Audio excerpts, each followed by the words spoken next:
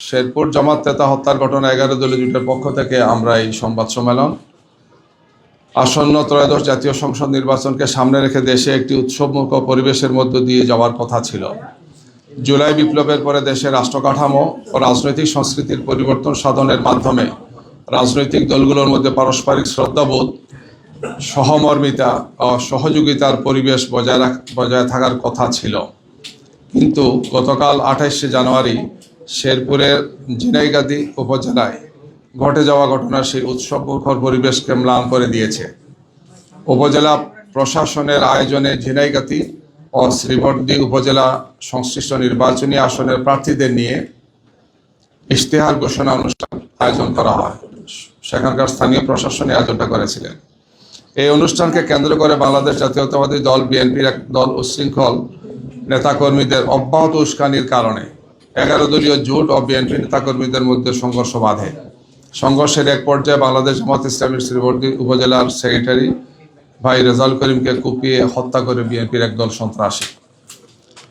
ঘটনার সূত্রপাত হয়েছিল সাংবাদিক বন্ধুগণ এভাবে। আপনারা জানেন যে ঝিনাইগাতি এবং শ্রীবর্দী উপজেলা মিলে শেরপুর 3 আসন। গতকাল দুপুর 2:30 শেরপুরের ঝিনাইগাতি স্টেডিয়ামে শেরপুর 3 আসনের সহকারী রিটার্নিং কর্মকর্তার উদ্যোগে সকল প্রার্থীর ইশতেহার প্রকাশ অনুষ্ঠান ছিল। যথারীতি জামাত এবং 11 দলীয় জোটের প্রার্থী নুরুজ্জামান বাদল, যিনি আবার আমাদের সেই জেলার সেক্রেটারিও, নেতাকর্মীদের নিয়ে যথাসময়ে অনুষ্ঠানস্থলে উপস্থিত হন এবং অনুষ্ঠানস্থলে আসন গ্রহণ করেন। বিএনপি প্রার্থী মাহমুদুল হক রুবেল তার সমর্থক কর্মীরা সেখানে আসেন, কিন্তু অনেক বিলম্ব করে তারা এখানে আসেন। তখন বিএনপি নেতারা ইউএনএকে অর্ধেক আসন ভাগ করে দিতে বলে। দেরিতে এসে বলেছেন যে সমাবেশের অর্ধেক আসন খালি করে দিতে হবে, তাদের জন্য আলাদা বরাদ্দ দিতে হবে। ইউএনও জামাত প্রার্থীকে অনুরোধ করেন কিছু চেয়ার ছেড়ে দিতে। জামাত 11 দলীয় প্রার্থী নুরুজ্জামান বাদল মাইকে কর্মীদের আসন ছাড়তে বলেন। জামাত কর্মীরা আসন ছেড়ে দেওয়ার পরও বিএনপির উচ্ছৃঙ্খল নেতাকর্মীরা বাকবিতণ্ডা শুরু করেন। সেই সাথে ওই আসনের বিএনপি প্রার্থী মাহমুদুল হক রুবেল, বিএনপি নেতা আব্দুল হান্নান সহ বিএনপির উচ্ছৃঙ্খল নেতাকর্মীরা অব্যাহত উস্কানি দিতে থাকেন। এতে বিএনপি নেতাকর্মীরা হাতাহাতি এবং সংঘর্ষে লিপ্ত হয়। এই দুইজনের উস্কানির কারণে, অন্য নেতাদের উস্কানির কারণে। এই অবস্থায় পুলিশ প্রশাসন বিএনপি নেতাকর্মীদের নিবৃত্ত না করে বরং নিষ্ক্রিয় দর্শকের ভূমিকা পালন করে। সাংবাদিক বন্ধুরা, সংঘর্ষের এক পর্যায়ে বিএনপি প্রার্থী মাহমুদুল হক রুবেল সহ নেতাকর্মীরা স্টেডিয়াম থেকে বেরিয়ে স্টেডিয়ামের দক্ষিণে ঝিনাইগাতি বাজারে অবস্থান নেয়। তারা মাঠে অবস্থান করে জামাত এবং 11 দলীয় প্রার্থী এবং সমর্থকরা। এ সময় বিএনপি সমর্থক ফাহমি গোলন্দাজ সোহেল সে ফেসবুকে জামাতের বাদলকে, অর্থাৎ নুরুজ্জামান বাদল, যিনি আমাদের ওই আসন নমিনি প্রার্থী, জেলা সেক্রেটারি, তাকে পেলে জবাই করা হবে এই মর্মে উস্কানিমূলক স্ট্যাটাস দিতে থাকে। এই অবস্থায় ঝিনাইগাতি বাজারে দেশীয় অস্ত্র নিয়ে অবস্থান নেয় বিএনপি নেতাকর্মীরা এবং জামাত 11 দলীয় প্রার্থীকে স্টেডিয়াম থেকে বের হতে না দেওয়ার ঘোষণা তারা দেয়। সেখানে থাকা বিএনপি নেতাদেরকে পুলিশ প্রশাসন রাস্তা ছেড়ে দেওয়ার অনুরোধ করলে তারা অস্বীকৃতি জানান। এই অবস্থায় মাইকে বিএনপি নেতাকর্মীরা অব্যাহত উস্কানি দিতে থাকে, যাতে উভয় পক্ষের নেতাকর্মীদের মধ্যে উত্তেজনা ক্রমান্বয়ে বাড়তে থাকে। প্রশাসনের কোনো সহযোগিতা না পেয়ে সন্ধ্যা 5:45টার দিকে ঝিনাইগাতি স্টেডিয়াম এলাকায় থাকা জামাত এবং 11 দলীয় জোট প্রার্থী নুরুজ্জামান বাদল নেতাকর্মীদের নিয়ে মিছিল সহকারে প্রবেশের চেষ্টা করেন। এ সময় বিএনপি নেতাকর্মীরা লাঠি এবং দেশীয় অস্ত্র নিয়ে তাদের উপর ঝাঁপিয়ে পড়ে। তাদের প্রতিরোধ করতে গেলে ধাওয়া পাল্টা দেওয়া শুরু হয়। এক পর্যায়ে জামাত নেতাকর্মীরা ছত্রভঙ্গ হয়ে উত্তর পশ্চিম দিকে রাস্তা এবং উত্তরের স্টেডিয়ামের দিকে তারা চলে যান। পেছনে পড়ে যান জামাতের শ্রীবর্দী উপজেলা সেক্রেটারি রেজাউল করিম। তাকে তখন একা পেয়ে কুপিয়ে আহত করে রেখে যায় বিএনপির কর্মীরা। এক পর্যায়ে তাকে ময়মনসিংহ মেডিকেল কলেজে নেওয়ার পথে তিনি রাস্তায় শাহাদত বরণ করেন। এই সংঘর্ষের ঘটনায় জামাত এবং 11 দলীয় জোটের পক্ষ থেকে প্রায় 150 নেতাকর্মী আহত হয়েছেন। এর মধ্যে 16 জনকে শেরপুর হাসপাতালে চিকিৎসা দেওয়া হয়েছে। এছাড়া গুরুতর আহত 3 জনকে ময়মনসিংহ মেডিকেল কলেজে উন্নত চিকিৎসার জন্য পাঠানো হয়েছে। প্রিয় সাংবাদিক বন্ধুগণ, আমরা মনে করি পুরো ঘটনা পূর্বে আইনশৃঙ্খলা বাহিনী এবং প্রশাসনের ব্যর্থতার চিত্র স্পষ্ট হয়ে উঠেছে।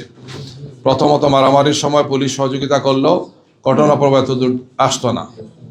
সেটা না করে পুলিশ প্রশাসন নিষ্ক্রিয় দর্শকের ভূমিকা পালন করে। তবে সেনাবাহিনী ঘটনাস্থলে এসে সংঘর্ষ থামানোর চেষ্টা করে। এ সময় সেনাবাহিনীর একজন সদস্য আহত হন। আমরা সেনাবাহিনীর ধন্যবাদ জানাচ্ছি যে তারা সেখানে এসে পরিস্থিতিটাকে নিয়ন্ত্রণ করার চেষ্টা করেছেন। এই জন্য প্রিয় সাংবাদিক বন্ধুগণ, শেরপুর 3 আসনে ঘটে যাওয়া অপ্রত্যাশিত ঘটনা পুলিশ ও গোটা প্রশাসনের ভূমিকাকে প্রশ্নবিদ্ধ করেছে। আমরা অবিলম্বে শহীদ রেজাউল করিমের হত্যার সুষ্ঠু তদন্তের মাধ্যমে দোষীদের গ্রেফতার করে সর্বোচ্চ শাস্তির আওতায় নিয়ে আসার দাবি জানাচ্ছি। সেই সাথে জেনেগাতি উপজেলা প্রশাসনের ব্যর্থতা তদন্তপূর্বক জরুরি ব্যবস্থা নেওয়ার জন্য আমরা জোর দাবি জানাচ্ছি। প্রিয় সাংবাদিক বন্ধুগণ, আপনারা জানেন গত কয়েকদিনে সারা দেশে জামাত এবং 11 দলীয় জোটের প্রার্থীদের প্রচারণায় বাধা দেওয়া হয়েছে। অব্যাহতভাবে জামাতের নারী কর্মীদের উপর হামলা এবং নিপীড়ন করা হয়েছে। প্রশাসনকে বারবার জানানো হলেও এখন পর্যন্ত কোনো দৃশ্যমান পদক্ষেপ নেয়নি। আমরা প্রশাসনের এই ধরনের একপাক্ষিক আচরণের তীব্র প্রতিবাদ জানাচ্ছি। আমরা আপনাদেরকে বলতে চাই যে এই ঘটনা প্রশাসন যদি তাৎক্ষণিক হস্তক্ষেপ করতেন, বিশেষ করে সেখানকার যিনি আইন শৃঙ্খলা বাহিনীর দায়িত্বে যে পুলিশরা ছিলেন, তারপরে সহকারী রিটার্নিং অফিসারের দায়িত্বে যিনি ছিলেন টিএনও সাহেব, তাদের ব্যর্থতায় এই দুঃখজনক ঘটনাটা ঘটেছে। গিয়ে নির্বাচন আরম্ভ হওয়ার পর প্রথম শহীদ হয়েছেন শহীদ উসমান হাদি, আপনারা জানেন, ঢাকা 8-এ। আর এরপরে এই ধরনের একজন প্রার্থীর সমাবেশে হামলা করা হয়েছে, অন্যরাও ছিলেন, এবং এখানে সুনির্দিষ্টভাবে বিএনপির যিনি প্রার্থী তার নেতৃত্বে তিনি উস্কানি দিয়েছেন এবং তার কারণেই এই ঘটনাটা ঘটেছে আমরা মনে করি। সন্ত্রাসীরা সেখানে আগে থেকেই ছিল, তাদের উদ্দেশ্য ছিল যে নুরুজ্জামান বাদল যিনি জামাত ইসলামের প্রার্থী ঝিনাইদহ শেরপুর 3-এর, মূলত তাকে হত্যা করা, অন্যদেরকে মারাত্মকভাবে আহত করা, এই হীন উদ্দেশ্যে তারা এই কাজটি করেছেন। গিয়ে আমরা প্রশাসনের নীরবতা এবং নিষ্ক্রিয়তা এবং একদিকে হেলে পড়ার আগেও আমরা বলেছিলাম, নির্বাচন কমিশন বলেছি, আপনাদের মাধ্যমে আমরা জাতিকে জানিয়েছি, সেটা দিন দিন দৃশ্যমান হচ্ছে। আমাদের নারী কর্মীরা যেখানেই ভোট দিতে যাচ্ছে, ভোট সংগ্রহ করতে যাচ্ছেন বা দাওয়াতি কাজে যাচ্ছেন, ভোটারদের কাছে যাচ্ছেন, তাদেরকে হেনস্থা করা হচ্ছে। গতকালকেও ঢাকা 4-এ আপনারা দেখেছেন একজন নারী কর্মীকে আহত করা হয়েছে। বিভিন্ন জায়গায় এই ধরনের একের পর এক ন্যাক্কারজনক ঘটনা বিএনপির সন্ত্রাসীরা ঘটিয়ে যাচ্ছেন। আমরা একটি সুষ্ঠু, সুন্দর, শান্তিপূর্ণ নির্বাচনের জন্য জাতি আজকে অপেক্ষা করছে, কিন্তু এই পরিবেশকে আজকে বিঘ্নিত করছেন এই সন্ত্রাসীরা। আমরা মনে করি এই জাতি অতীতীয় স্বৈরাচারের এবং ফেসিবাদের বিরুদ্ধে যেভাবে ঐক্যবদ্ধভাবে আমরা আন্দোলন করেছি, বিজয় অর্জন করেছি, সন্ত্রাসীরা যদি এই ধরনের কার্যক্রম তার অব্যাহত রাখেন, তাহলে আমরা এক দলমত নির্বিশেষে, বিশেষ করে আমরা 11 দলীয় জোটে আমরা যারা আছি, আমরা সবাই জনগণকে সাথে নিয়ে আমরা তাদেরকে প্রতিরোধ করবো ইনশাল্লাহ। আমরা তাদের নেতৃবৃন্দকে আহ্বান জানাচ্ছি যে এইগুলোতে তাদের নেতাকর্মীদেরকে যাতে তার নিবৃত্ত করেন এবং পরবর্তীতে যাতে এই ধরনের কোনো ঘটনা না ঘটে তারা যাতে দৃশ্যমান পদক্ষেপ গ্রহণ করেন। বিশেষ করে আইন শৃঙ্খলা বাহিনী এবং নির্বাচন কমিশনকে আমরা আহ্বান জানাচ্ছি, তাদের পক্ষ থেকে আমরা দৃশ্যত কার্যকর পদক্ষেপ আমরা আশা করি। অন্যথায় দেশবাসীকে সাথে নিয়ে আমাদেরকে এই সন্ত্রাসীদের বিরুদ্ধে, খুনিদের বিরুদ্ধে আমাদেরকে জনপ্রতিরোধ গড়ে তুলতে আমরা বাধ্য হব। সবাইকে ধন্যবাদ। আমরা এই ঘটনাকে সামনে রেখে আজকে 1টার সময় বায়তুল মোকাররমের উত্তর গেট থেকে আমরা বিক্ষোভ মিছিল করব। আমাদের কেন্দ্রীয় নেতৃবৃন্দ থাকবেন। এছাড়াও আমাদের যে ভাই শহীদ হয়েছেন তার লাশ এখন ময়মনসিংহ মেডিকেল কলেজ থেকে শেরপুরে যাচ্ছে আজকে বেলা 4টায়। আর নামাজের পরে মূলত জানাজা নামাজটা অনুষ্ঠিত হবে। সেই জানাজা নামাজে আমাদের কেন্দ্রীয় নায়েবে আমির, সাবেক এমপি জনাব মৌলানা শামসুল ইসলাম সহ কেন্দ্রীয় এবং স্থানীয় নেতৃবৃন্দ সেখানে অংশগ্রহণ করবেন ইনশাআল্লাহ। পরবর্তীতে আমরা আরো কর্মসূচি যেটা আসছে আপনাদেরকে জানাবো। জি, কর্মসূচি আমরা দেবো। আপাতত জানাজা হচ্ছে, সেখানে আমাদের নেতৃবৃন্দ যাচ্ছেন। আর ঢাকায় তো বিক্ষোভ মিছিল আছে, এরপরে আমরা কর্মসূচি দেবো। এই যে একজন নেতাকে আপনাদের হত্যা করা হলো, এটা আসলে কেন করা হয়েছে?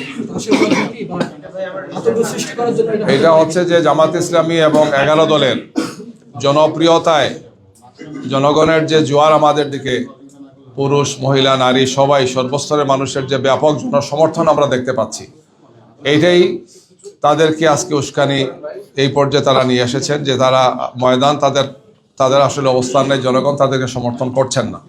জনগণ যেহেতু আজকে জামাত এবং 11 দলের সাথে আছেন, এইটাই তাদেরকে এই উস্কানি তারা দিচ্ছেন এবং এই হামলার কার্যক্রমে তারা আজকে শরিক হচ্ছেন। আমরা মনে করি আমরা জনগণকে সাথে নিয়ে শান্তিপূর্ণভাবে একটি নির্বাচন করতে চাই এবং আমরা এ ব্যাপারে জনগণকে সাথে নিয়ে প্রতিরোধ গড়ে তুলবো ইনশাআল্লাহ। আমরা সব জায়গাতে স্থানীয়ভাবে জানানো হয়েছে। আমরা কেন্দ্রীয় নির্বাচন কমিশনে আমরা যাব, কথা বলবো ইনশাআল্লাহ।